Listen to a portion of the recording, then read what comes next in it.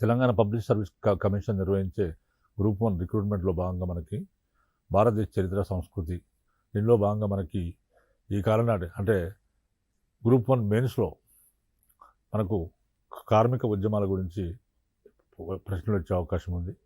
కార్మిక ఉద్యమాలు ఏ విధంగా జరిగాయి, తర్వాత కార్మికుల ఉద్యమ స్వభావం ఏంటి, లేదా స్వాతంత్రోద్యమంలో భారత స్వాతంత్రోద్యమంలో కార్మికుల పాత్ర విశ్లేషించమని అన్నప్పుడు మనకు కార్మిక ఉద్యమాలు అనేవి భారతదేశంలో బ్రిటిష్ వారు భారతదేశానికి వచ్చిన తర్వాత ప్రారంభమయ్యాయి. అంటే కార్మికుల వ్యవస్థ అనేది అప్పుడు ప్రారంభమైంది. ఎందుకంటే బ్రిటిష్ వారు భారతదేశానికి వచ్చిన తర్వాత అనేక పరిశ్రమలు భారతదేశంలో వాళ్ళు స్థాపించడం జరిగింది. ఆ విధంగా వారు స్థాపించిన పరిశ్రమల ఫలితంగా ఈ యొక్క కార్మికులు వారికి అవసరమైపోయారు. కాబట్టి వారి ఫ్యాక్టరీలో కార్మికులు పనిచేయడం ప్రారంభించారు. తర్వాత మనకి అదే కాకుండా భారతీయులు కూడా ఆధునిక యుగంలోనే అనేక పరిశ్రమలు ఏర్పాటు చేసుకోవడం జరిగింది. ఈ విధంగా పరిశ్రమల ఏర్పాటు వల్ల కార్మికులు వెలుగులోకి వచ్చారు.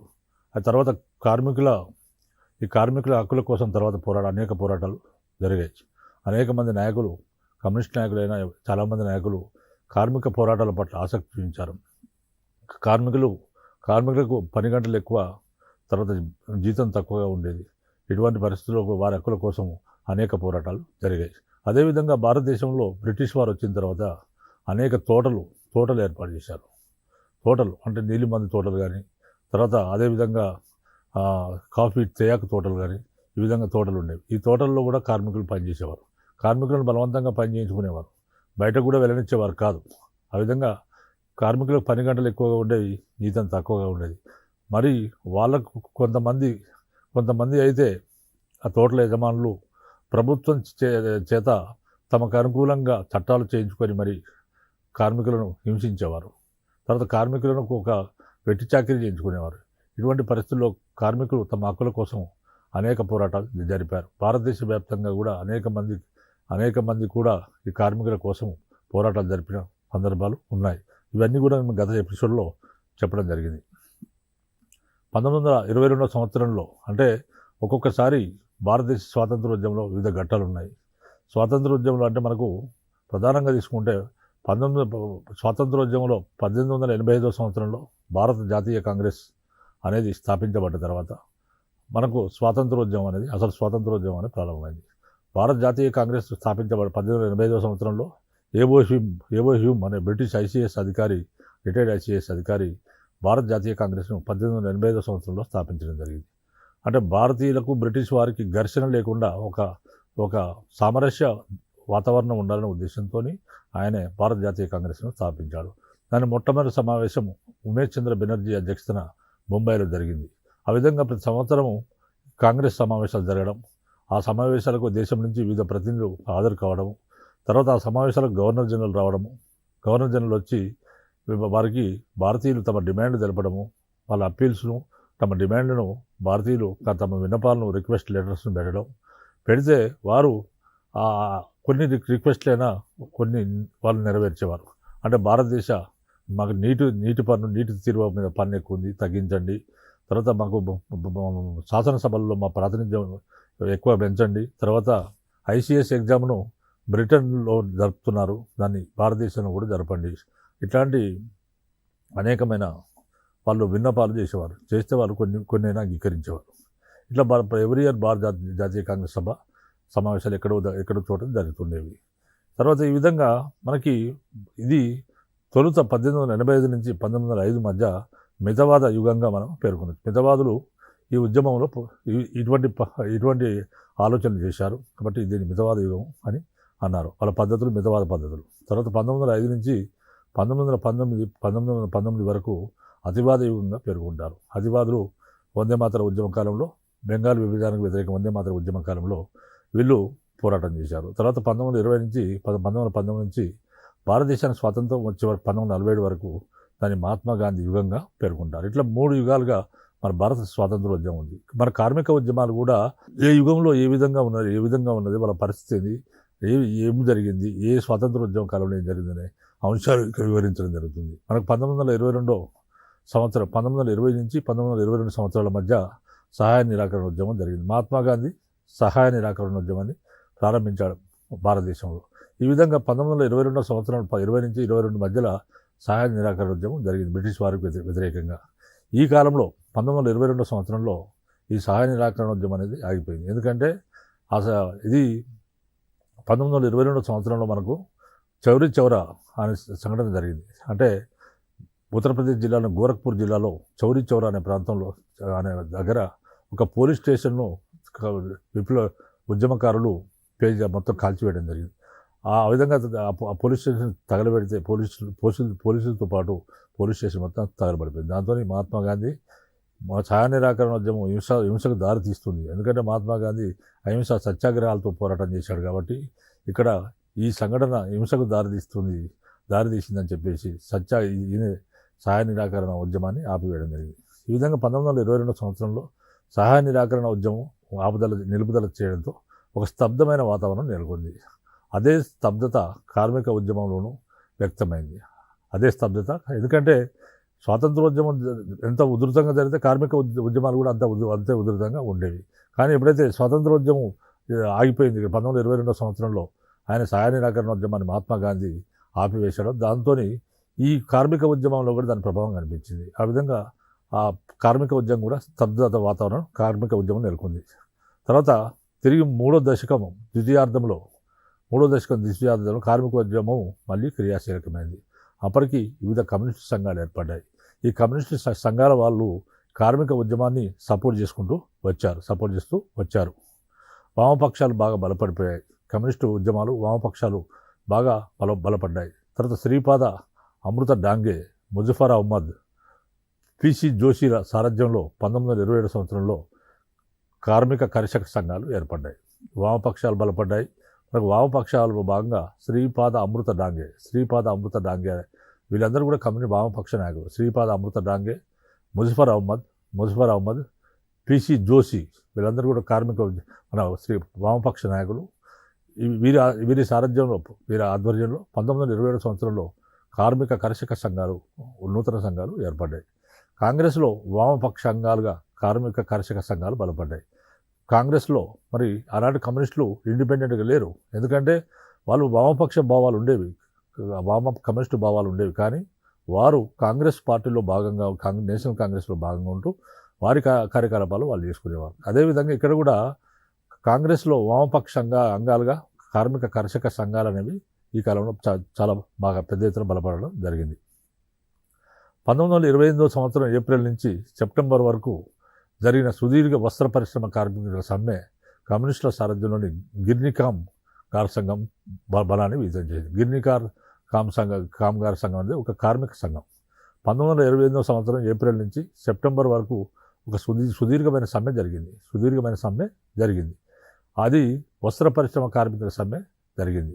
తర్వాత ఈ విధంగా ఇది గిర్నికామ్ గార్ సంఘం అంటే కార్మిక సంఘం ఆధ్వర్యంలో ఈ వస్త్ర పరిశ్రమల సమ్మె జరిగింది. దాంతో చాలా సుదీర్ఘంగా జరిగిన సమ్మె ఏప్రిల్ నుంచి 28 ఏప్రిల్ నుంచి సెప్టెంబర్ వరకు దాదాపు కొన్ని నెలలు జరిగింది. కాబట్టి సుదీర్ఘమైన సమ్మెగా భావించబడింది. ఈ విధంగా గిర్నికామ్ గార్ సంఘం అనే దాని ఆధ్వర్యంలో ఈ సమ్మె జరిగింది. కాబట్టి గిర్నికామ్ గార్ సంఘము ఈ సమ్మె ద్వారా తన బలాన్ని వ్యక్తం చేయడం జరిగింది. తర్వాత ఆ సంఘం సభ్యత్వం 324 మంది మాత్రమే స్టార్టింగ్లో గిర్నికామ్ గార్ సంఘంలో 324 మాత్రమే సభ్యులు ఉండేవారు. కానీ 1928 సంవత్సరంలో ఎప్పుడైతే ఈ సమ్మె విజయవంతమైందో దాంతో దీనిలో సభ్యుల సంఖ్య 54 వరకు పెరిగిపోయింది. తర్వాత రైల్వే జౌలి మిల్లులు, కాగితం పరిశ్రమ కార్మికుల్లో పరపతి పెరగడం ద్వారా బెంగాల్లోను, బొంబాయిలోను, బర్మా ఆయిల్ కంపెనీలోను కార్మిక వర్గంపై ప్రాబల్యం ద్వారా మద్రాసు రాష్ట్రంలోను కమ్యూనిస్టు ఉద్యమం బలపడింది. తర్వాత ఇక్కడ అనేక దాంట్లో అధికారం మీద రైల్వే పరిశ్రమల్లో, జౌలి మిల్లులు, కాగితం పరిశ్రమలో కార్మికుల పరపతి బాగా పెరిగిపోవడం ద్వారా బెంగాల్, తర్వాత బొంబాయి, తర్వాత బర్మా ఆయిల్ కంపెనీ కార్మిక వర్గం పైన కూడా ప్రాబల్యం పెరిగి మద్రాసు రాష్ట్రంలోనూ కూడా కమ్యూనిస్టు అనేది పార్టీ అనేది కమ్యూనిస్టు ఉద్యమం అనేది బాగా బలపడింది. ఎందుకంటే కార్మికుల కార్యకలాపాల్లో కమ్యూనిస్టులు ఉండేవారు. ఒకటి కమ్యూనిస్టు ఉద్యమం బలపడింది. కమ్యూనిస్టు ప్రాబల్యం లేని పరిశ్రమ కానీ ప్రజాసేవ శాఖ కానీ లేదని ప్రభుత్వం ఆందోళన చెందింది. అంటే కమ్యూనిస్టులు ప్రతి దానిలో ఉన్నారు, వాళ్ళ ప్రాబల్యం లేనిది ఎక్కడ లేదు, వారి ప్రాబల్యం పరిశ్రమల్లో కానీ ప్రజాసేవలో కానీ అంతటా ఉన్నదని ప్రభుత్వం ఆందోళన చెందింది. ఎందుకంటే ప్రభుత్వానికి ఎందుకు ఆందోళన అంటే కమ్యూనిస్టులు ఎక్కడ విప్లవం చేస్తారో ఆల్రెడీ బోల్షివిక్ విప్లవం వచ్చింది, రష్యాలో కమ్యూనిస్టు విప్లవం వచ్చింది. ఆ విధంగా కమ్యూనిస్టు ఉద్యమం బోల్షివిక్ విప్లవం 1917లో వచ్చిన బోల్షివిక్ విప్లవంలో కమ్యూనిస్టు విప్లవం మొత్తము వారి నిరంకుశ పరిపాలన అంతం చేసి కమ్యూనిస్టు ప్రభుత్వాన్ని రష్యా దేశంలో ఏర్పాటు చేసింది. ఈ విధంగా యూరోప్ దేశాలన్నిటి కూడా ఒక భయం ఏంటంటే ఇలాంటి ఉద్యమాలు మా దేశాల్లో వస్తాయో, మా దేశాల్లో ఉన్న ఈ ప్రజాస్వామ్యాలు పోయి మళ్ళీ కమ్యూనిస్టు రాజ్యాలుగా మారుతాయని భయం ఉండేది. దాంట్లో భాగంగా మనకు యునైటెడ్ కింగ్డమ్ కూడా బ్రిటన్ కూడా యూరోప్ దేశమే కాబట్టి వాళ్ళకు కూడా వాళ్ళ ప్రభుత్వానికి కూడా కమ్యూనిస్టులు అంటే ఒక భయం ఉండేది. కాబట్టి కమ్యూనిస్టులని ఏ విధంగా అంతం చేయాలని నిరంతరం ఆలోచన చేసేవారు వాళ్ళు. 1927-28 సంవత్సరాల్లో సైమన్ కమిషన్ వచ్చింది. సైమన్ కమిషన్ భారతదేశానికి వచ్చింది. సైమన్ కమిషన్ ఎందుకు వచ్చింది భారతదేశానికి అంటే, సైమన్ కమిషన్ అంతకుముందు 1919 సంవత్సరంలో మాంటేగ్ చేమ్స్ఫర్డ్ సంస్కరణలు జరిగాయి. మాంటేగ్ చేమ్స్ఫర్డ్ సంస్కరణలు జరిగి ద్వంద్వ ప్రభుత్వాన్ని ఏర్పాటు చేయడం జరిగింది. అంటే ఆ విధంగా మాంటేగ్ చేమ్స్ఫర్డ్ సంస్కరణలు భారతదేశం 1919 సంవత్సరంలో ఇష్యూ చేయబడ్డాయి. ఇలాంటి మాంటేగ్ చేమ్స్ఫర్డ్ సంస్కరణలు అనేవి భారతదేశంలో ఎంతవరకు ఇంప్లిమెంట్ అవుతున్నాయి, వీటిని పరిశీలించడానికి సర్ సైమన్ అధ్యక్షతన ఈ సంఘం భారతదేశానికి వచ్చింది. ఈ సైమన్ కమిషన్లో ఒక్క భారతీయుడు కూడా లేని కారణంగా భారతదేశంలో ఉన్న అందరూ కూడా సైమన్ కమిషన్ వ్యతిరేకించారు. ఆ విధంగా సైమన్ గో బ్యాక్ అని భారతదేశ అనేక ప్రాంతాల్లో ఆందోళనలు జరిగాయి. తర్వాత ఏఐటియుసి పక్షాన అనేక మంది కార్మికులు సైమన్ సంఘం బహిష్కరణ కార్యక్రమంలో పాల్గొన్నారు. ఏఐటియుసి పక్షాన ఆల్ ఇండియా ట్రేడ్ యూనియన్ తరపున అనేక మంది కార్మికులు సైమన్ సంఘం బహిష్కరణ కార్యక్రమంలో పాల్గొన్నది. తర్వాత రష్యన్ విప్లవ దినము, మేడే సందర్భాల్లో కూడా కార్మికులు సభలు నిర్వహించారు. రష్యన్ విప్లవ దినం రష్యాలో విప్లవం వచ్చిన రోజు, తర్వాత మేడే అంటే మే 1 మొదలైన సందర్భాల్లో కూడా కార్మిక సభలు నిర్వహించేవారు. తర్వాత కార్మిక ఉద్యమాన్ని దెబ్బతీయడానికి ప్రభుత్వం ప్రజా భద్రత చట్టం వంటి అణచివేత చట్టాలను చేసి కార్మిక నేతలను, మౌలికవాదులను అరెస్ట్ చేసింది. కార్మిక ఉద్యమాన్ని దెబ్బతీయడానికి ప్రభుత్వం అనేక రకాల పథకాలు వేసింది. ఆ విధంగా ఏం చేసిందంటే ప్రజా భద్రత చట్టం అనేది ఒకటి తీసుకొచ్చింది. ప్రజా భద్రత చట్టం వంటి అణచివేత చట్టాలను చేసి కార్మిక నేతలను, తర్వాత మౌలికవాదుల్ని అరెస్ట్ చేసి వారిపై మీరట్ కుట్ర కేసులు మోపింది. మౌలికవాదుల్ని, తర్వాత కాంగ్రెస్ నేతల్ని వారిపై మీరట్ కుట్ర కేసు మోపింది. మరోపక్క 1929 సంవత్సరంలో కార్మిక సమస్యల పరిష్కారానికి రాయల్ కమిషన్ ఏర్పాటు చేసింది. 1929 నాటి కార్మిక సమస్యలను పరిష్కరించడం కొరకు భారత ప్రభుత్వం రాయల్ కమిషన్ అనే దాన్ని ఏర్పాటు చేసింది. కార్మిక ఉద్యమాన్ని కొంతమేరకు రాజ్యాంగబద్ధ మార్గంలోకి మళ్లించే ప్రయత్నం చేసింది. అంటే కార్మిక ఉద్యమం కమ్యూనిస్టు పరంగా నడుస్తుంది కాబట్టి, కమ్యూనిస్టు పరంగా పోతే హింసాయుత మార్గాలు దారిస్తుంది కాబట్టి దాన్ని కొంతమేరకు రాజ్యాంగ పద్ధతుల్లో, అంటే ప్రభుత్వం చేసే చట్టాలకు అనుకూలంగా రాజ్యాంగబద్ధ మార్గంలోకి ఈ కార్మిక ఉద్యమాన్ని మళ్లించే ప్రయత్నం చేయడం జరిగింది.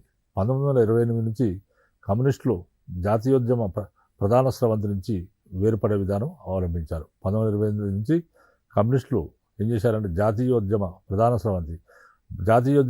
స్రవంతి అంటే కాంగ్రెస్ ఆధ్వర్యంలో నడుస్తుంది జాతీయోద్యమం. కాబట్టి వీళ్ళు ఏంటంటే 1928 నుంచి జాతీయోద్యమ ఏదైతే ప్రధాన స్రవంతి నడుస్తుందో ప్రధాన విభాగం నుంచి వీళ్ళు వేరుపడే ప్రయత్నం చేయడం జరిగింది. దాంతో గిర్నీ కార్ సంఘంలో ఏఐటిసి వారి ప్రాబల్యం క్షీణించింది. ఎప్పుడైతే ఈ కాంగ్రెస్ నుంచి ప్రధాన స్రవంతి నుంచి విడిపడిపోయారో దాంతో గిర్నీ కామ్గార్ సంఘం అంటే ఒక కార్మిక సంఘము, అంటే all India trade union Congress అనేది వారి ప్రాబల్యం కూడా ఆటోమేటిక్గా జాతీయోద్యమ ప్రధాన స్రవంతి నుంచి వేరుపడడం వల్ల వీడి ప్రాబల్యం కూడా బాగా తగ్గిపోయింది. శాసన ఉల్లంఘన ఉద్యమం నుంచి తప్పుకున్న కమ్యూనిస్టులు సామ్రాజ్యవాద వ్యతిరేక పోరాటాన్ని విరమించారన్న అపోహను కార్మికుల్లో ప్రబలి కాంగ్రెస్ నాయకత్వాన్ని వారు అనుసరించారు. శాసన ఉల్లంఘన ఉద్యమం 1930 సంవత్సరంలో మహాత్మా గాంధీ శాసన ఉల్లంఘన ఉద్యమాన్ని ప్రారంభించాడు. మహాత్మా గాంధీ దండి మార్చి, అంటే బ్రిటిష్ ప్రభుత్వం సముద్రంలో ఎవరైతే ఉప్పు తయారైతుందో ఉప్పు పన్ను వేయడం జరిగింది, ఉప్పుపై పన్ను వేయడం జరిగింది.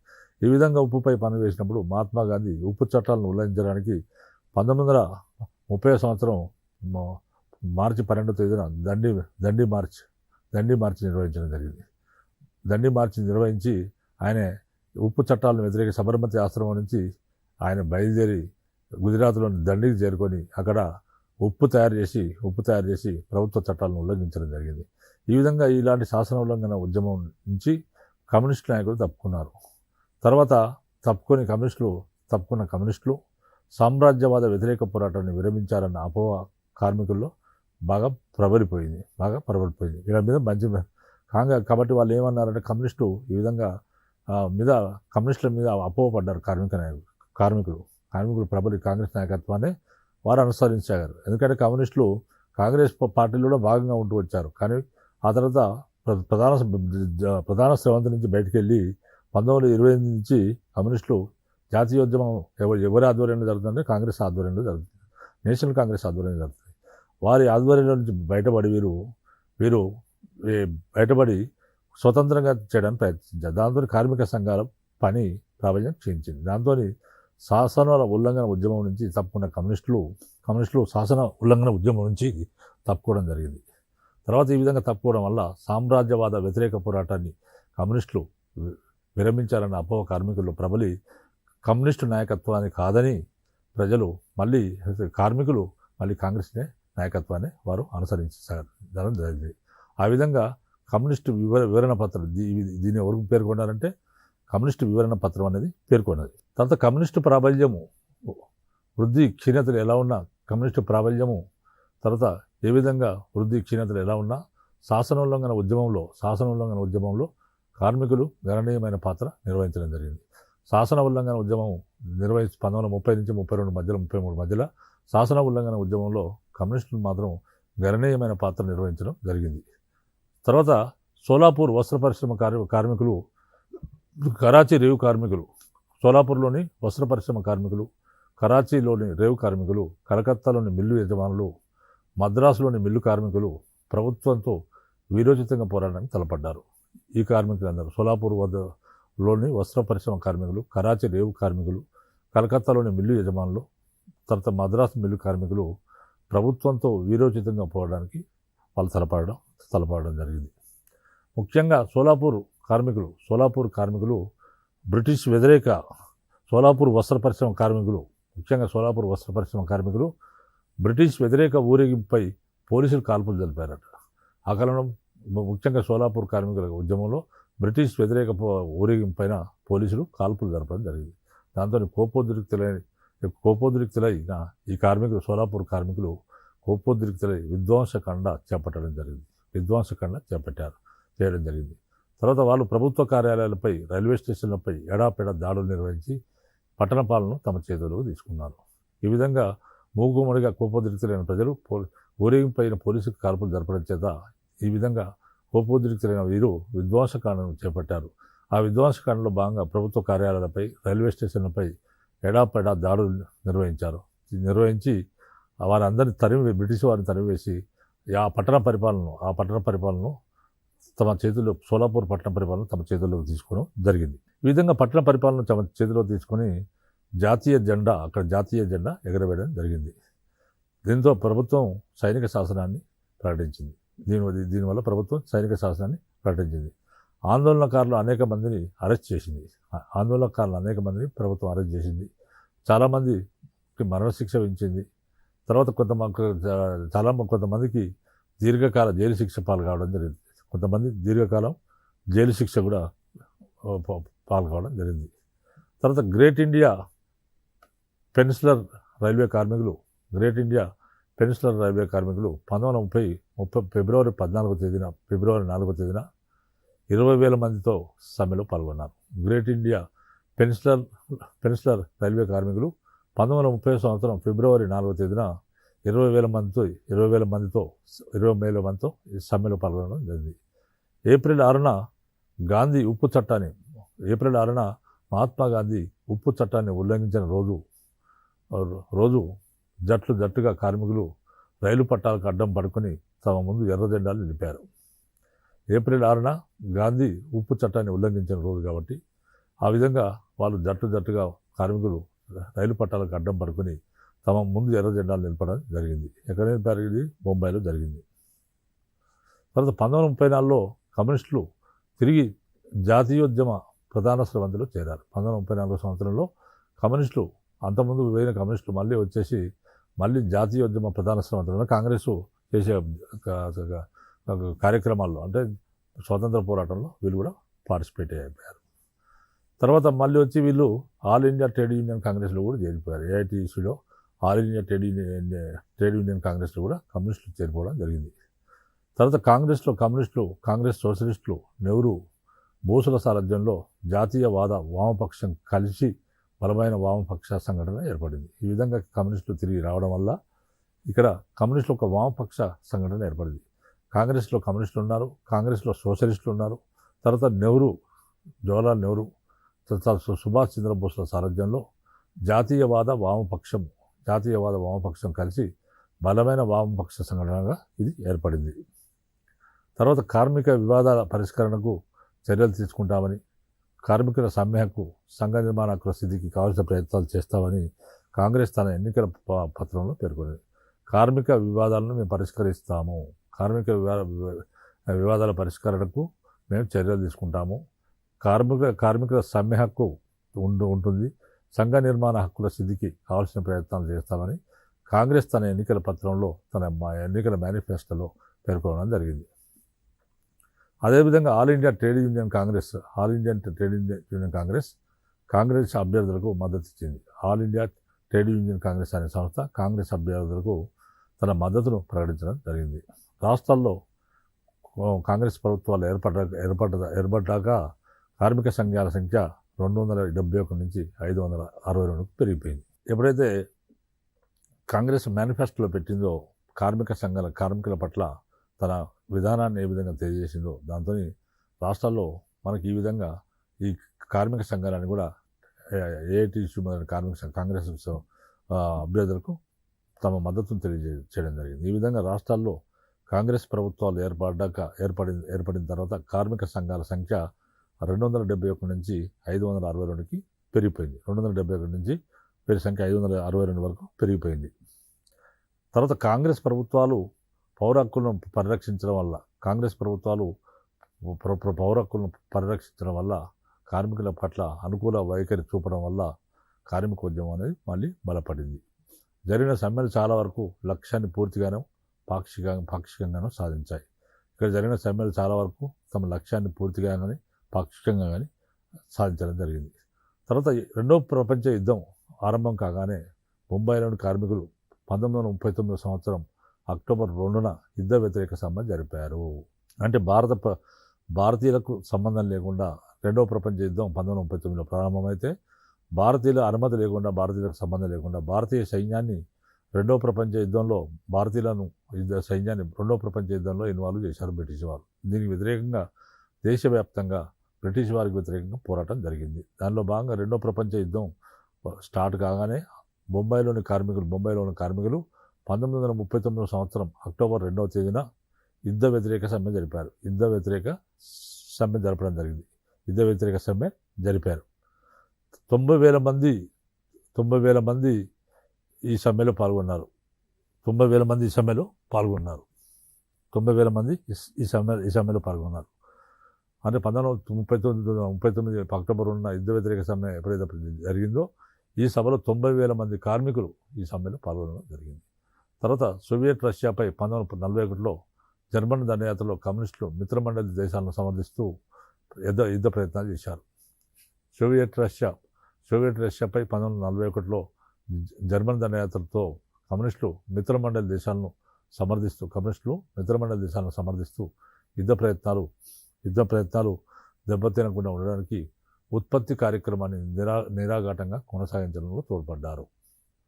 అదేవిధంగా 1942 ఆగస్టు 9న క్విట్ ఇండియా తీర్మానంతో ప్రభుత్వం గాంధీని అరెస్ట్ చేసింది. 1942 సంవత్సరం ఆగస్టు 9న క్విట్ ఇండియా తీర్మానం చేసినప్పుడు ప్రభుత్వము మహాత్మా గాంధీని అరెస్ట్ చేసింది. దేశంలోని అరెస్ట్ చేసింది. దేశంలోని ప్రధాన నగరాలు, పట్టణాలన్నింటిలో కూడా సమ్మెలు, హర్తాలు జరిగాయి. ఆ విధంగా మహాత్మా గాంధీ అరెస్టుకు వ్యతిరేకంగా దేశవ్యాప్తంగా ప్రధాన నగరాల్లో, పట్టణాల్లో సమ్మెలు, హర్తాలు జరగదండి. తర్వాత టాటా ఉక్కు కర్మాగారం కార్మికులు సమ్మె ప్రారంభించి జాతీయ ప్రభుత్వ స్థాపన జరిగినప్పుడే తిరిగి పనిలోకి వస్తారని నినాదం చేశారు. టాటా ఉక్కు కర్మాగార కార్మికులు వాళ్ళు కూడా స్ట్రైక్ చేశారు. వాళ్ళు ఏం చేశారంటే స్ట్రైక్లో చెప్పేది ఏంటంటే, మాకు జాతీయ ప్రభుత్వ స్థాపన, బ్రిటిష్ ప్రభుత్వం పోయి జాతీయ ప్రభుత్వ స్థాపన జరిగినప్పుడు మాత్రమే తిరిగి మేము పనిలోకి వస్తామని వాళ్ళు నినాదం చేయడం జరిగింది. తర్వాత అదేవిధంగా అహ్మదాబాద్ వస్త్ర పరిశ్రమ కార్మికులు 3.5 నెలలు సమ్మె చేశారు. అహ్మదాబాద్ వస్త్ర పరిశ్రమ కార్మికులు 3.5 నెలలు సమ్మె చేయడం జరిగింది. 1947 మధ్యకాలంలో కార్మిక సంఘాల పని చురుగ్గా సాగింది. 1945లో బొంబాయి నుంచి ఇండోనేషియాకు పోయే ఓడలో సైనికులకు సరఫరా సామాగ్రిని నింపడానికి నిరాకరిస్తూ రేవు కార్మికులు సమ్మె చేయడం జరిగింది. తర్వాత ఆగ్నేయాసియాని దేశాల్లోని విమోచనోద్యమాన్ని అణచివేసే కార్యక్రమాన్ని నిరసనగా వారు ఈ పని చేయడం జరిగింది. తర్వాత వలస పాలన చివరి దశలో కూడా ఆర్థిక కారణాలపై సమ్మెలు జరిగాయి. పోస్ట్ అండ్ టెలిగ్రాఫ్ శాఖ ఉద్యోగులు చేసిన దేశవ్యాప్త సమ్మె దీనిలో ప్రసిద్ధమైంది. యుద్ధకాలం నుంచి పేరుకొనిపోయిన ఆర్థిక సమస్యలు, యుద్ధానంతరం ఏర్పడ్డ ధరల పెరుగుదల, నిత్యావసర వస్తువుల కొరత, వేతన విలువ పడిపోవడం సమ్మెకు కారణమయ్యాయి. అందరూ అనుకున్నట్టుగా కార్మికులు కూడా స్వతంత్ర స్థితితో తమ సమస్యలను తీరిపోతాయని భావించారు. మరి స్వాతంత్రం సాధిస్తుందని ఆశించిన వారి కోసం పోరాటాన్ని కొనసాగిస్తూ ఉండిపోయారు. సో మీరు ఎగ్జామినేషన్లో ఒకవేళ కార్మిక ఉద్యమాల గురించిన కార్మికుల పాత్ర, స్వాతంత్రోద్యమంలో కార్మికుల పాత్ర అని కానీ, తర్వాత కార్మిక ఉద్యమం పరిణామ దశలు కానీ, కార్మిక ఉద్యమం ఎలా వృద్ధి చెందింది, కార్మికులు ఎలా వృద్ధి చెందాలనే అవసరం వచ్చినా కానీ ఎగ్జామినేషన్లో వచ్చినట్లయితే నేను పైన చెప్పినట్లు ఈ విధంగా మీరు ఎగ్జామినేషన్లో వివరణ ఇస్తే చాలా చక్కగా ఉంటుంది, ఎక్కువ మార్కులు పొందే అవకాశం ఉంటుంది. మీరందరూ కూడా విజయం సాధించాలని కోరుకుంటూ ముగిస్తున్నాను.